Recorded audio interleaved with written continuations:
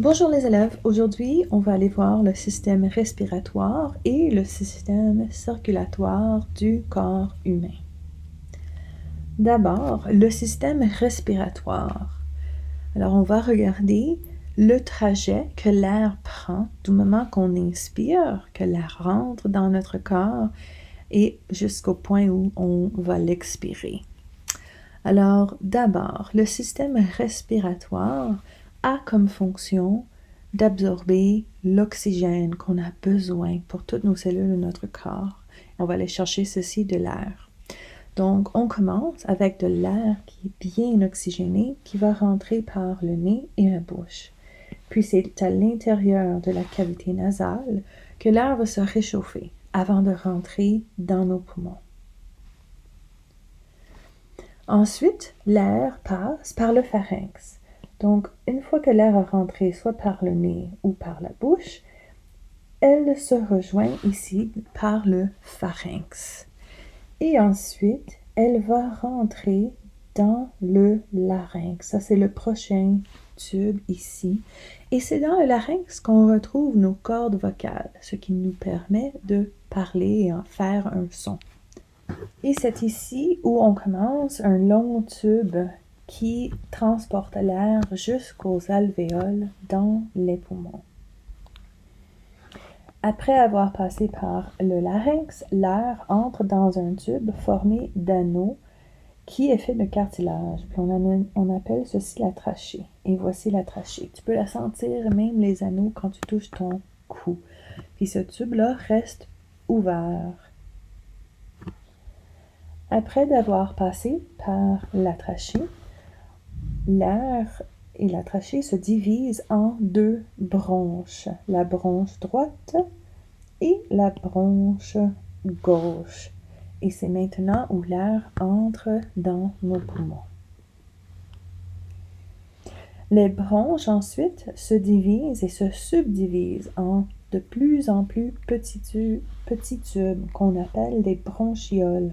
Alors on peut voir plein de petits tubes. Donc comme si c'était un arbre, ceci représenterait des petites branches, twigs. Et à la fin de ces bronchioles, on retrouve ce qu'on appelle un sac alvéolaire. Alors ici, par exemple, chaque bulbe représente un sac alvéolaire ou un alvéole. Et chacune d'elles sont recouvertes de capillaires. Ce sont des très minces vaisseaux sanguins. Puis c'est ici où l'échange entre l'oxygène et le CO2 a lieu. Nous allons éventuellement voir en plus grand détail qu'est-ce qui se passe dans les sacs alvéolaires. Maintenant, on va aller voir le système circulatoire. Les parties du système circulatoire sont le sang, les vaisseaux sanguins et le cœur. Le système circulatoire a plusieurs fonctions. Entre autres, il transporte les nutriments qui ont été absorbés dans l'intestin grêle et le transporte à toutes les cellules du corps qui en ont besoin pour leur forme d'énergie.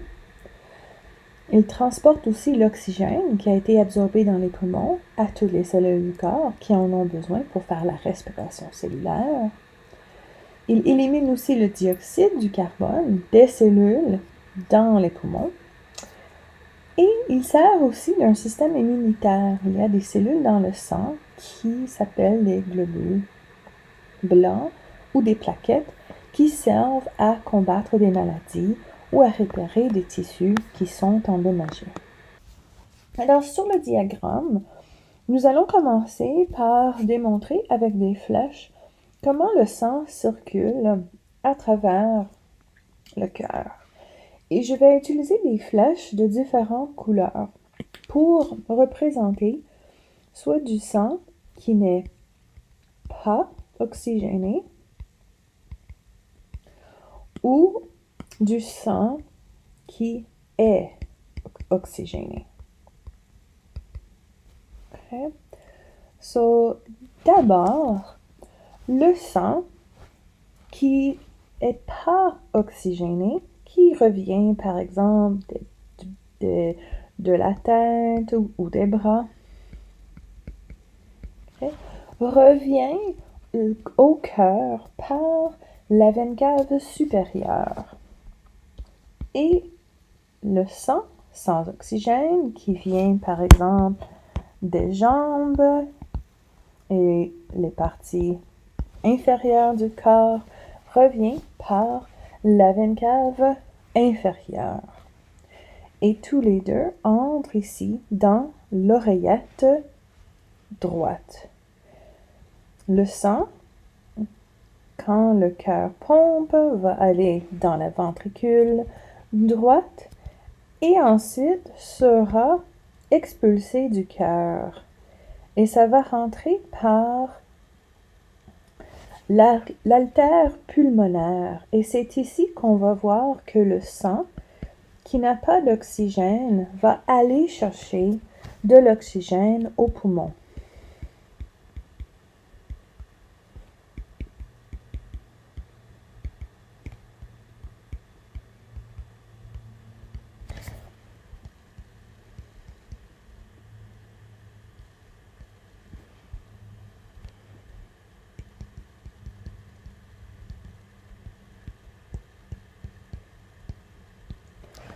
Ici, ce sont les seules artères du corps qui contiennent du sang qui n'est pas oxygéné.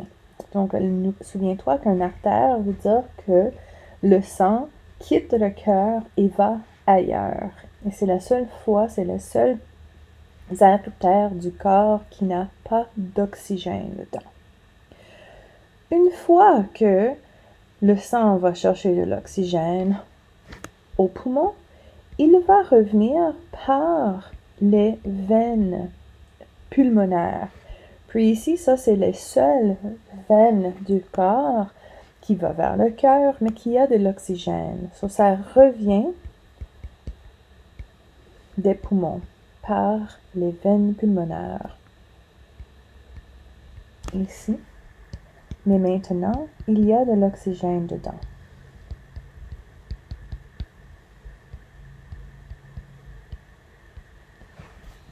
Okay. Alors, quand ça rentre maintenant par les veines pulmonaires, ça rentre maintenant dans la ventricule gauche. Pardon, dans l'oreillette gauche, qui ensuite va dans la ventricule gauche. Et lorsque le cœur pompe, ça va sortir, se contracte, ça va sortir du cœur et ça va rentrer ici dans la plus grande artère de notre corps qu'on appelle l'aorte. Et l'aorte ici va se diviser en 3 branches. Ça va aller donner de l'oxygène au cerveau et la partie supérieure de notre corps. Puis il y aura un autre aorte ici qui va aller donner de l'oxygène à la partie inférieure de notre corps, aux jambes par exemple. Alors ceci complète le circuit. Maintenant, je veux juste numéroter les différentes structures que vous devriez connaître. Alors, le numéro 1 s'appelle l'aorte et l'aorte est représentée ici. Le numéro 1. La veine cave supérieure, elle est ici. Veine cave supérieure. L'artère pulmonaire, représentée par le numéro 3, ici. Ensuite, nous avons l'oreillette droite, le numéro 4. Le numéro 5, oreillette gauche. La veine cave inférieure, le numéro 6. Le ventricule gauche, le numéro 7. Le ventricule droit, le numéro 8. Et les veines pulmonaires, numéro 9. Ici, nous en avons 4, comme nous pouvons voir.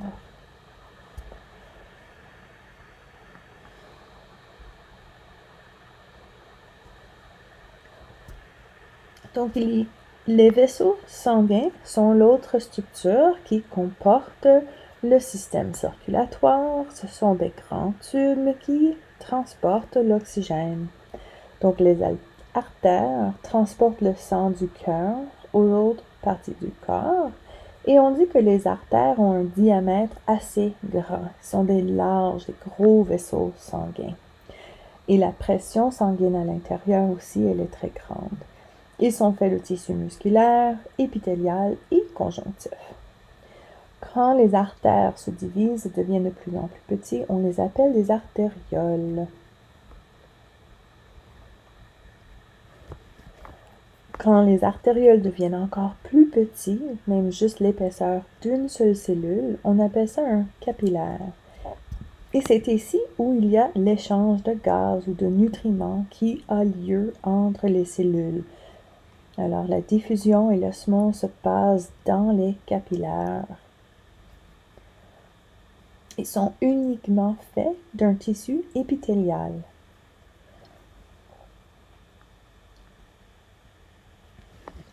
Les capillaires se réunissent aux vénules, qui sont des petits vaisseaux sanguins qui transportent le sang vers le cœur maintenant. Et les vénules, quand ils deviennent de plus en plus grandes, on les appelle des veines. Donc, ils sont plus gros, les veines. Ils sont aussi faits de tissu musculaire, épithélial et conjonctif. Ils ont également des valves dedans. Les veines ont des valves, comme on peut voir ici. Et c'est parce qu'il y a maintenant moins de pression sanguine, puis on ne voudrait pas que le sang retombe. Alors, tu peux imaginer le sang qui va de tes pieds jusqu'à ton cœur. Tu ne voudrais pas que le sang retombe vers tes pieds. Alors, pour empêcher le sang de circuler dans la mauvaise direction, il y a des valves à l'intérieur de nos veines pour empêcher ce processus lorsque le cœur pompe et relaxe. Quand il relaxe, on ne voudrait pas que le sang retombe. Et ceci termine le système circulatoire.